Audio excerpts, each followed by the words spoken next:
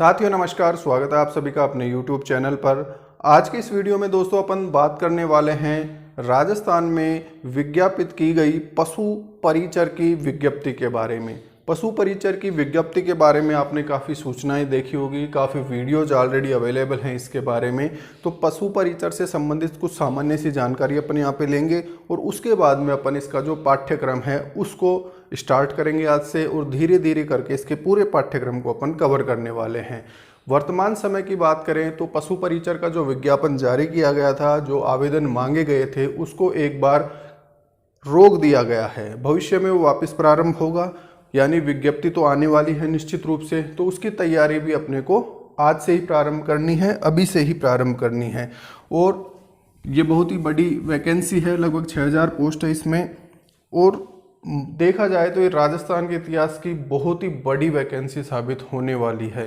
तो आज का अपना टॉपिक रहेगा दोस्तों पशु परिचर। तो देखिए पशु परिचर क्या होता है, कितनी पोस्ट है, कैसे आवेदन करना है, ये सारी बातें अपन आगे अलग से वीडियो में देखेंगे। आज का अपना मोटो है इसके बारे में सामान्य जानकारी लेना और इसके कोर्स को, इसके सिलेबस को अपन स्टार्ट करेंगे। तो देखिए दोस्तों, पशु परिचर का जो पेपर होने वाला है उसके 2 पार्ट होंगे, ठीक है। पार्ट ए होगा और एक होगा पार्ट बी होगा, ठीक है। पार्ट ए में जो रखा गया है वो सामान्य ज्ञान है, सामान्य ज्ञान बोल सकते हैं अपन इसको। और इसका जो स्तर रहेगा वो 10वीं का रहेगा, ठीक है। माध्यमिक स्तर का ये सामान्य ज्ञान रहेगा। और दूसरा जो पार्ट है इसमें अपने पशुपालन वाला पार्ट रखा गया है, पशुपालन वाला पार्ट रखा गया है, ठीक है। अब जो पार्ट ए है इसका वेटेज है दोस्तों 70% और पार्ट बी का जो वेटेज है वो है 30%, यानी 30% इसका वेटेज रहेगा इसमें। पशु परिचर का जो एग्जाम होगा उसमें टोटल क्वेश्चन होंगे 150, ठीक। तो 150 क्वेश्चंस का जो 70% है, यानी 105 क्वेश्चंस, ठीक है। 105 प्रश्न किसके होंगे, पार्ट ए के, जिसमें क्या रखा है अपन ने, सामान्य ज्ञान 10वीं के स्तर का। और पार्ट बी में कितने क्वेश्चंस हो जाएंगे 30% के हिसाब से 45, यानी 45 क्वेश्चन होंगे पार्ट बी से, जिसमें रखा गया है पशुपालन वाले भाग को। तो ये सामान्य सा अपन ने बाइफर्केशन किया पार्ट ए का और पार्ट बी का, ठीक। पार्ट ए में क्या देखने वाले हैं अपन, सामान्य ज्ञान देखेंगे 10वीं के स्तर का। अब इसमें कौन कौन से सब्जेक्ट लिए हैं उनके बारे में अपन पढ़ते हैं। तो देखिए इसका जो सिलेबस है वो ऑलरेडी जारी किया जा चुका है।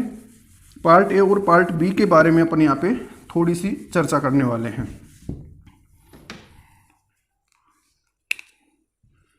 पार्ट ए जो रखा गया है इसमें अपन पढ़ने वाले हैं दैनिक विज्ञान। सबसे पहला जो सब्जेक्ट दिया गया है दैनिक विज्ञान। दैनिक विज्ञान का क्या मतलब होता है, जो डेली लाइफ में अपन साइंस का यूज करते हैं उनके बारे में अपन इसमें पढ़ेंगे, ठीक है। जैसे लाइट हो गई, इलेक्ट्रिक करंट हो गया, बहुलक हो गए, प्लास्टिक हो गया, बहुत सारी चीज़ें हैं जो साइंस से रिलेटेड है, जिनका उपयोग अपन डेली रूटीन लाइफ में करते हैं, उनके बारे में अपन ये चीज़ें पढ़ेंगे।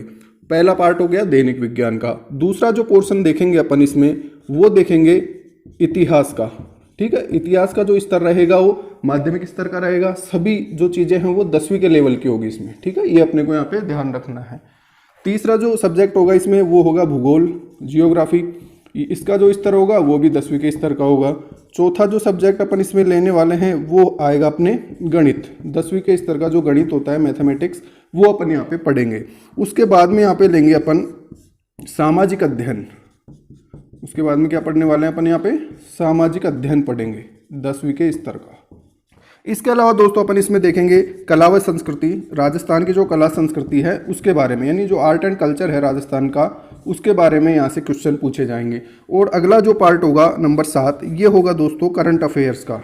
करंट अफेयर्स यानी दैनिक जो समसामयिक है उसके बारे में पूछा जाएगा। और मोस्टली यहाँ राजस्थान से संबंधित ही होगा, इंडिया लेवल के भी कुछ क्वेश्चन इसमें हो सकते हैं। तो जो करंट अफेयर्स है उसको अपने को डेली बेसिस पे तैयार करना है। तो ये सारी चीज़ें अपन पढ़ेंगे पार्ट ए में, जहाँ से कितने क्वेश्चन पूछे जाएंगे, 105 प्रश्न यहाँ से पूछे जाएंगे। ये जो सब्जेक्ट है जो कि माध्यमिक स्तर के होंगे, और इनसे 70% यानी 105 प्रश्न अपनी एग्जाम के पेपर में आएंगे, 105। और पार्ट बी जो है, पार्ट बी में अपन पढ़ने वाले हैं पशुपालन से संबंधित सामान्य जानकारी।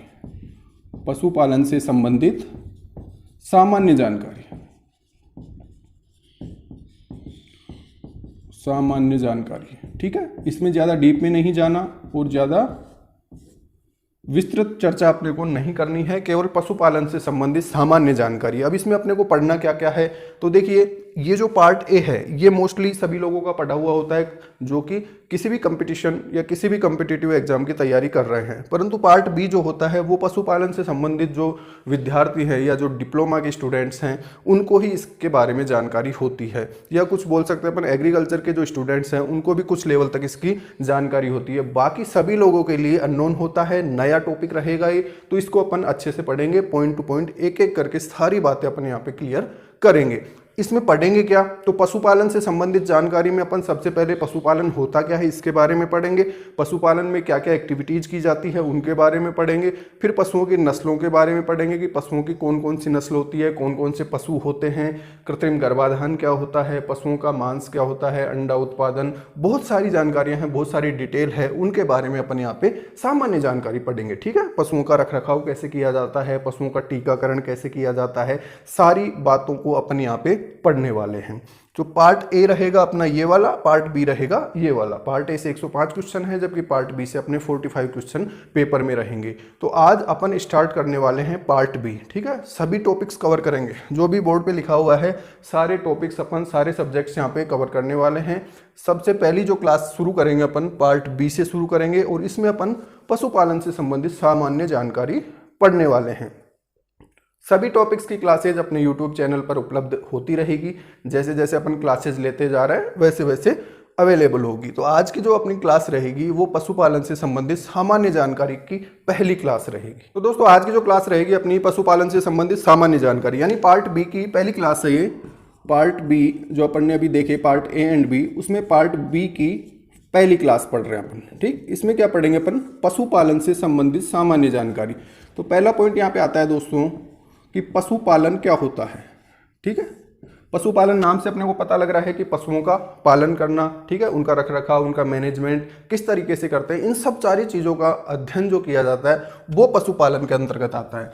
अब सबसे पहले टॉपिक आता है इसमें अपना लाइव स्टॉक। लाइव स्टॉक यानी पशुधन। पशुधन ये जो टर्म है पशुधन, इसका मतलब समझते हैं अपन।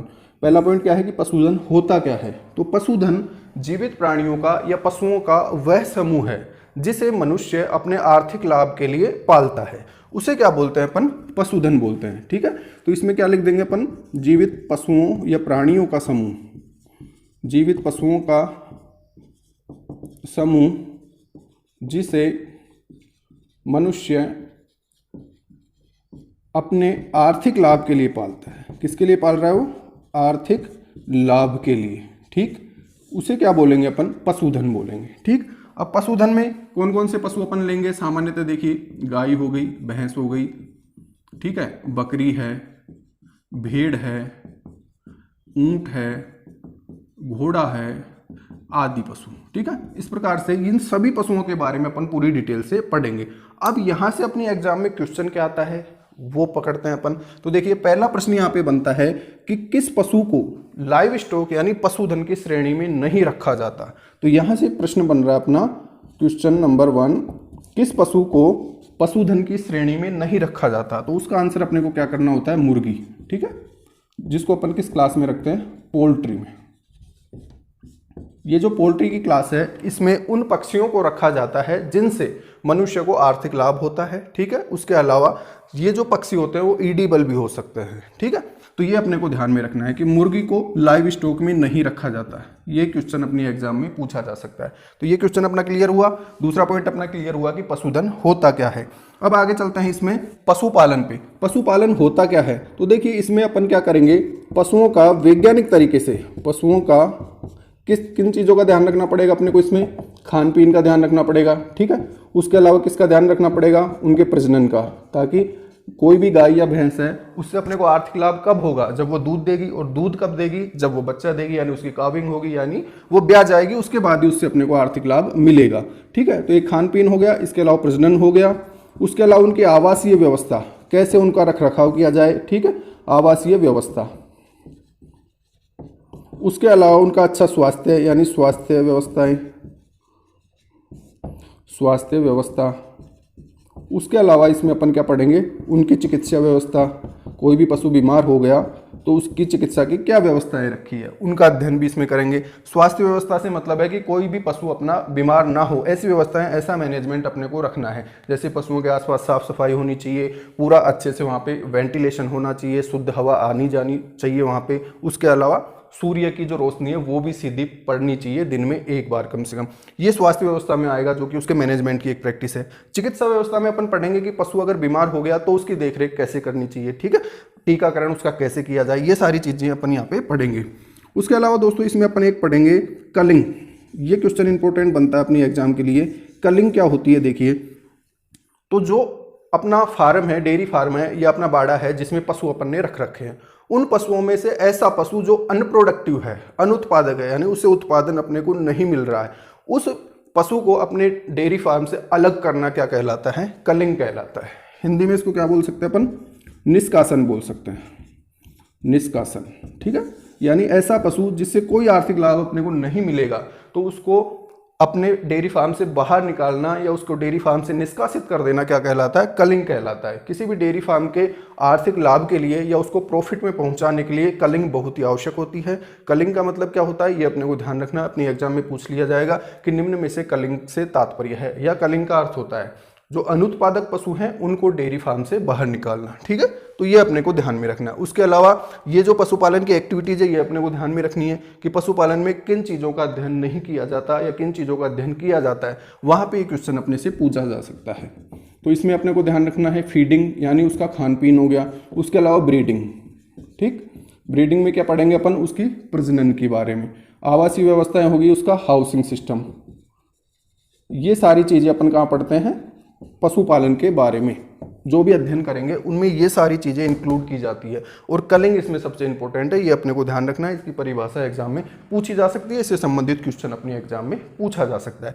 तो पहला प्रश्न अपन ने पढ़ा कि कौन सा पशु या कौन सा जो प्राणी है वो लाइव स्टॉक की श्रेणी में नहीं आता, उसका ध्यान रखना है अपने को। मुर्गी नहीं आती। उसके अलावा कलिंग क्या होता है, यानी अनुत्पादक जो पशु है उसको डेयरी फार्म से बाहर निकालना क्या कहलाता है, कलिंग कहलाता है। इसके बाद में देखिए दोस्तों, जो सामान्य पशु होते हैं उनके वैज्ञानिक नाम अपने को पता होनी चाहिए। जैसे इसमें बात करें अपन गाय की, ठीक है, उसके अलावा बात करेंगे अपन इसमें भैंस की, इनके वैज्ञानिक नाम अपने को पता होने चाहिए।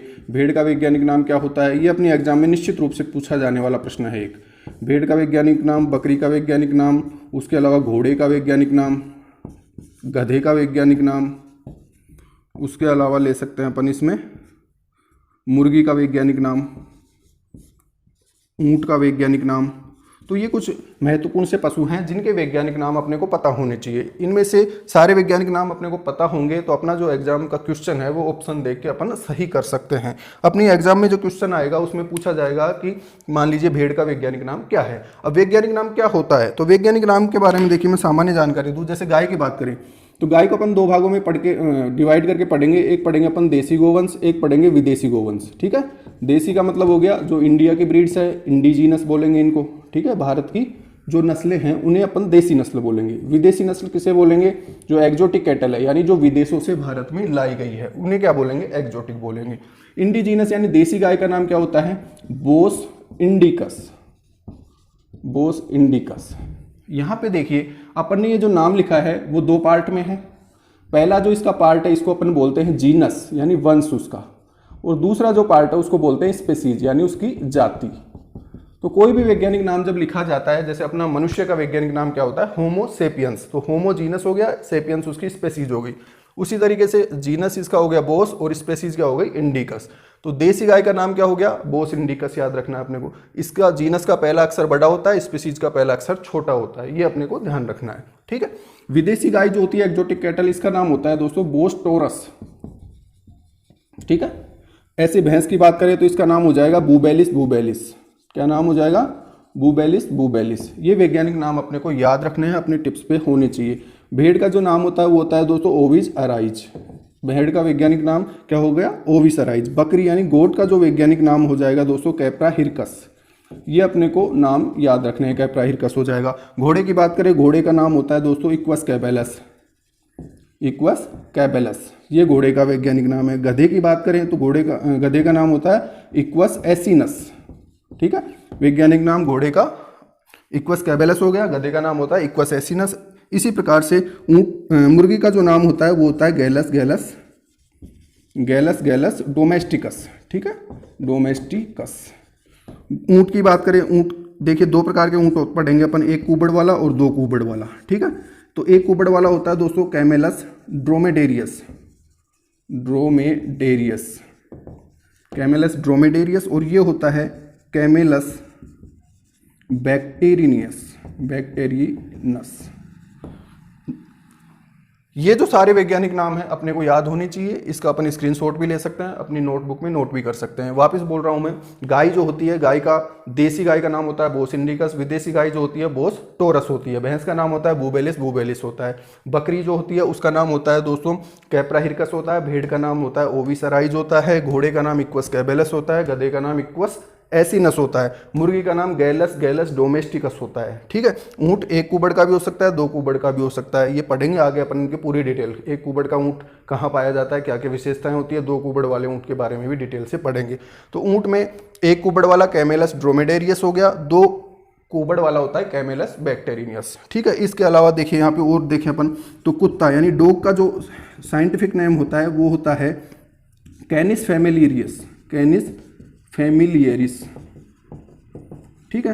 बिल्ली का जो वैज्ञानिक नाम होता है ये होता है फेलिस कैट, इसका नाम होता है दोस्तों Felis domesticus, Felis domesticus. Canis familiaris हो गया कुत्ते का, बिल्ली का हो गया फेलिस डोमेस्टिकस। इसके अलावा दोस्तों यहाँ पे अपन सूअर का भी देख सकते हैं। तो सूअर का जो वैज्ञानिक नाम होता है यानी पिग, पिग का साइंटिफिक नेम होता है सस स्क्रोफा बोल सकते हैं जंगली सूअर, या सस डोमेस्टिकस बोलते हैं, डोमेस्टिकस। जो पालतू सूअर होता है उसको क्या बोलते हैं अपन, सस डोमेस्टिकस, ठीक है। कुत्ते का नाम होता है कैनिस फैमिलियरिस, बिल्ली का नाम होता है फेलिस डोमेस्टिकस, सूअर का नाम होता है सस डोमेस्टिकस। तो ये सारे अपने को छापने अपनी कॉपी में, अपनी नोटबुक में। इनमें से एक क्वेश्चन अपनी एग्जाम में निश्चित रूप से आएगा। तो आज के इस क्लास में दोस्तों अपन ने लगभग 3 क्वेश्चन कवर किए हैं। पहला क्वेश्चन अपन ने पढ़ा है कि पशुपालन में कौन कौन सी एक्टिविटीज शामिल की जाती है। दूसरा पॉइंट पढ़ा है अपन ने कि पशुधन में कौन सा पशु शामिल नहीं होता। तीसरा क्वेश्चन अपन ने पढ़ा है कलिंग से क्या तात्पर्य है, कलिंग का क्या मतलब होता है। और चौथा क्वेश्चन अपन ने पढ़ा है विभिन्न पशुओं के वैज्ञानिक नाम कौन कौन से होते हैं। जो पालतू पशु हैं उनके वैज्ञानिक नाम अपन ने यहाँ पे देखे हैं, ये अपन बार बार रिपीट करेंगे तो अपने को याद हो जाएंगे। जैसे गाय का वैज्ञानिक नाम देसी बोस इंडिकस होता है, विदेशी का बोस टोरस होता है, बकरी का नाम कैप्रा हिरकस होता है, भेड़ का ओविसराइज होता है, गधे का इक्वस एसिनस होता है, घोड़े का इक्वस कैबेलस होता है, ऊंट का कैमेलस ड्रोमेडेरियस और कैमेलस बैक्टेरियस होता है कुबड़ के आधार पे। उसके अलावा कुत्ते का नाम कैनिस फैमिलियरिस होता है, बिल्ली का नाम फेलिस डोमेस्टिकस होता है, मुर्गी का नाम गैलस गैलस डोमेस्टिकस होता है। उसके अलावा सूअर का नाम सस डोमेस्टिकस या सस स्क्रोफा होता है। तो ये आज की छोटी सी क्लास थी दोस्तों, जिसमें अपन ने ये सारी चीज़ें पढ़ी है। पशु परिचर्या से संबंधित कोई भी व्यक्ति है, कोई जो भी 10वीं पास व्यक्ति हैं, सब पशु परिचर की तैयारी करनी चाहिए उनको। उसका फॉर्म अप्लाई करना चाहिए क्योंकि बहुत ही अच्छी पोस्ट है ये, बहुत ही अच्छी वैकेंसी भी है। तो सभी लोगों को इसमें पूरे ध्यान से लग जाना चाहिए और अपने जो भी साथी हैं जो इससे संबंधित हैं या इसकी तैयारी कर सकते हैं या पशुपालन से जुड़े हुए लोग हैं, उनको ये क्लास अपनी शेयर कीजिए ताकि भविष्य में और अच्छी क्लासेज आपके लिए हम ला सकें। धन्यवाद।